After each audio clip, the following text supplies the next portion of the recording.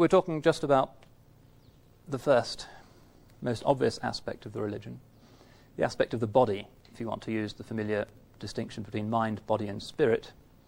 Body is Islam, mind is Iman, spirit is Ihsan. We're talking about this most basic dimension.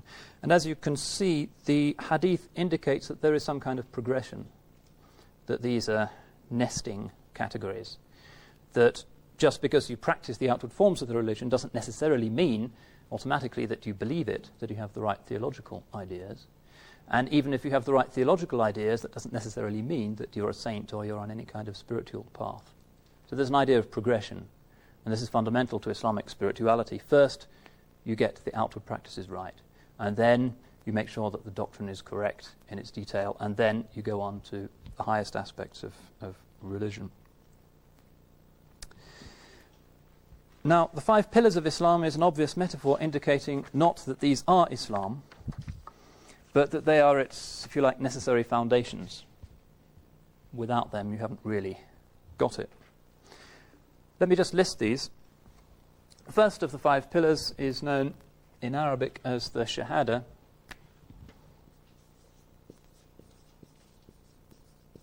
That might look like one of the Iman categories, a theological category. It means bearing witness that there is no God but God, Muhammad is his messenger. La ilaha illallah, Muhammadun Rasulullah. No God but God. Only God is worthy of worship. Only God is true being. Everything else is chimera, really pointing towards true being. Muhammad is God's messenger. Now, why this is included as one of the 5 pillars is that it is construed as a practice. You are fully in Islam, you are considered a fully paid up member of the religion, even if you just say this. And whether you believe it or not, that's not the concern of anybody else, that's for God to judge. So according to Islamic law, anybody who says these 2 phrases, La ilaha illallah, Muhammadur Rasulullah, no God but God, Muhammad is the messenger of God, is considered to be a full member of the community of faith. And that's the nearest thing Islam actually has to a creed. Islam is not a kind of religion that demands acceptance of a very complicated set of creedal propositions. Basically, for traditional normative Islam, all you need to join the religion is to repeat those words. That's all conversion to Islam entails, saying only one God, Muhammad is his last messenger. Now, this word Shahadah means bearing witness. It doesn't mean creed or belief. It means testifying. And the reason why it uses this expression rather than creed is because the Quran, and again because of its absence of an idea of original sin, proposes that human beings are already born as believers. In the spiritual world, before birth, it is thought we were in the divine presence. So faith isn't actually something that is acquired as such. It's something that you retain, that you conserve through right upbringing, if you have the right sort of parents, or it can be reacquired through repentance and understanding. So the basic theological affirmation of Islam is a bearing witness to a truth that was already known. We already knew this before we came into the world. And these words are traditionally repeated in the ears of a newborn baby. The first thing a baby hears as it comes into the world is this reminder. And dying Muslims, as they slip away from the world again, are urged to repeat these words as they die. They are repeated dozens of times a day. You will see them written on the walls of buses in crowded third world cities. You'll see them, for instance, on the Saudi Arabian flag, the green flag with the sword and the Arabic squiggle in the middle. It's these words, no God but God, Muhammad is messenger. Every Friday sermon has to begin with them. And we can say that these 2 phrases form the Muslim equivalent of the Christian symbol of the cross. Now, normally we think of the symbol of Islam being the crescent. And actually that's not a bad symbol for the religion. In fact, however, it's not really attested historically before about the 13th century. Muslims used crosses as decoration before then, but its identification with the religion is relatively late. The reason why it's a good symbol for the religion is that religions typically choose to represent themselves images or icons that depict their understanding of human salvation or liberation. And the cross is a particularly good, eloquent example of this because, of course, it represents the intersection of heaven and earth. And it's a one-off intersection of heaven and earth, the uniqueness of Christ, the uniqueness of his saving work. Islam, by choosing the symbol of the moon, seems to imply that God's work in history is cyclical, that God has spoken perfectly before and has saved human beings fully before the prophet came on the scene. This is just the latest episode, the latest cycle. That's one reason why the crescent moon is often associated with the person of the prophet in Muslim devotional poetry. So it's not a bad symbol for the religion, but it's not the most correct one. You'll see it on top of minarets and saints' tombs and on many flags in the Muslim world. But it's not indispensable in the way that the cross really has become indispensable in the Christian universe. But the symbol that Christians use as the cross in Islam is actually the two testimonies, La ilaha illallah, Muhammadun Rasulullah. Because the cross, obviously one of the most simple but powerful and effective of religious symbols, represents the intersection of the vertical, the divine, with the horizontal, which is the human story in linear time, and the reconciliation of the two and Christ's sacrifice. Whereas the two Shahadas actually are doing the same thing. No God but God. This is like what God says from the burning bush to Moses. No God but God. I am that I am. It's one of these marvelous Semitic self-referential statements that indicate the unknowability of the divine essence. No God but God, indicating really what God isn't rather than what God is. And then Muhammad, the messenger of God, is the horizontal, and it is through the Shahada that the two are reconciled. You might also see the favoured form for mosque design as another indication of this understanding. I mean, mosques, interestingly, particularly for those who like to see Islam as a monolithic phenomenon, are very diverse in form, because there's not really any liturgical requirement for how they should be arranged. But historically, more often than not, Muslims have been comfortable with, if you can see roughly what I'm getting at, a dome on a cube. And the reason for that is that the dome or the semicircle represents limitlessness, the eternity of God, the first of the two Shahadas, no God but God. And the cube represents the 4 points of the compass, and hence the world, and hence the world of the Sharia, the Sunnah, the prophetic habit.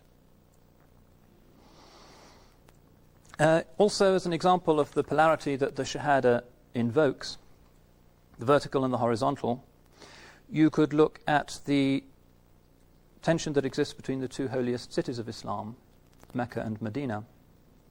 Mecca is the place of the vertical, where the Quran is revealed, the presence of God miraculously within the house. And the city itself has something of the fragrance of the transcendent, austere, unknowable. The sky is very conspicuous in Mecca. Medina is, of course, the city of the Prophet, the city of the second Shahada, and it's a more earthly paradise. It's fecund, fertile. It's the realm of the Prophet's family, of his engagement with society, the unfolding of the Islamic pattern of life. So those are two examples of how this polarity has been manifested. So by affirming the Shahada, just by saying these 7 or 8 words, you become a full member of the Muslim family. However, the theologians say that religion isn't quite as easy as that, and it doesn't stop there, and that large numbers of Muslims do no more than pay lip service to the unity of God and the apostleship of the Prophet. But nonetheless, other practices are also required. These are the other 4 pillars. And they are, if you like, fingers to the Shahada's thumb. In some parts of the world, generally in the Shia world, instead of a crescent, you'll see a hand on top of a dome or a minaret, often identified with the hand of Fatima. And this also represents the 5 pillars, and the Shahadah, of course, is the thumb, which operationalizes the fingers. That's almost entirely a Shi'i symbol, though. You'll also see it in Muslim folkloric contexts, because it's thought to ward off the evil eye. If you see somebody who's painted a hand on their house, particularly with an eye in the middle, in an Egyptian village or wherever, it relates to that, but primarily it's to keep the evil eye at bay. So, pillar number 2 is, and I'm going to stick to the Arabic again here, Salat, which is the 5 daily prayers. And prayer is perhaps not the happiest translation, because Muslims pray in other ways as well, most obviously through the practice known as dua. Dua is petitional prayer. Christians pray like that, if they're Western Christians. Muslims tend to pray like this. And this is a prayer that is personalized, often said in one's own vernacular language. It can be English or Navajo or whatever. It doesn't matter at all. And it can be done at any time. Whereas salat refers to, perhaps worship is a better word than prayer, the 5 times daily formal obligatory practice of, what you see in the mosque here in Abiquiu. And this really is the key religious practice of Islam. The Prophet called it the centre pole of the religion. A desert metaphor, and if you demolish the centre pole, you've demolished the religion. Now, the basic meaning of this word is blessing or prayer or worship. And it's important to realize that Muslims do not see this as being an exceptional human practice, but rather believe that through it, human beings reassert their natural place in the wholeness of the created order. The Quran also uses this word salat to refer to the affirmation of God by other orders of creation. Even God himself does a salat in the sense of blessing. So, Surah 33 verse 43 says, "It is He, God, who performs the salat over you and His angels, that He may bring you forth from darkness into light." So God is doing it as well. In another passage, this is Surah 24 verse 41, "Have you not seen that everything in the heavens and the earth glorifies God, and the birds spreading their wings, each one knows its salat and its glorification?" Also we find that the practice of salat is attributed to earlier prophets. Abraham, for instance, and Lot are said by the Quran to have practiced salat in some form. So these Quranic examples show that the usual meaning of the salat, namely the familiar pattern of Muslim worship, is simply the Islamic extension of universal practice of cosmic worship in which God, the angels, every other order of creation, and earlier generations have all participated. However, Islam does have a specific Muslim form for this ancient practice. And here perhaps it's worth pausing to reflect on one of the most striking and, from an educationist point of view, convenient aspects of Islam, which is the religion's immobility. I can't offhand think of any other practice of a world religion that is constituent of the identity of the religion that hasn't changed at all ever.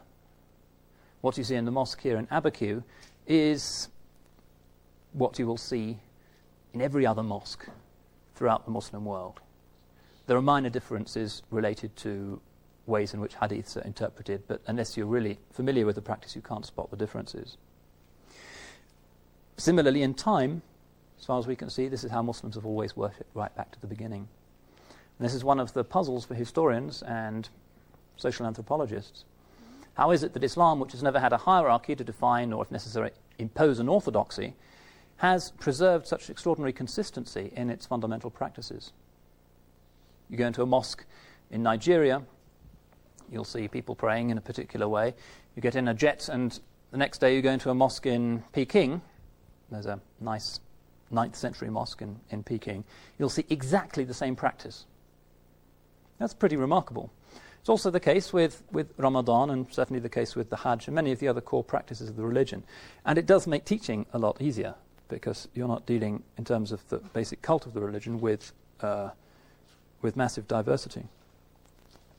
And for Muslims, this is particularly important, because it is believed that the form of worship and the form of life revealed by a true prophet of God is infinitely more spiritual and exalted and beautiful than anything ordinary human beings could concoct. So in a modern Muslim city, you may see that the mosque architecture may look pretty tacky and degenerate compared to medieval Islamic architecture. The cities may seem decrepit in many ways, but the practice of worship, which is so fundamental for the people, still carries with it the breath of the desert-like austerity and simplicity of the Prophet himself. That's one of the reasons why the mosques are still so full, that there is something enormously consoling and comforting about participating in a practice that everybody else is participating in exactly the same way, and that has always been the case. So that if people are appropriately dressed, and you looked at the mosque here in Abiquiu, quite possibly you could not differentiate the century that you were looking at. It could be 9th century Iraq, it's 21st century New Mexico, but you can't tell. And for Muslims this is hugely important, that worship really takes you out of the profanities of time and space and the distractions and stresses of your life and puts you in a space that's beyond space and beyond time and links you to the spiritual excellence of the Prophet. And there is, as far as I know, no reform movement whatsoever to do with the basic practices of worship in Islam. They are absolutely consistent, despite the chaos that prevails in many other aspects of life in the Islamic world. The core practices of the religion remain intact.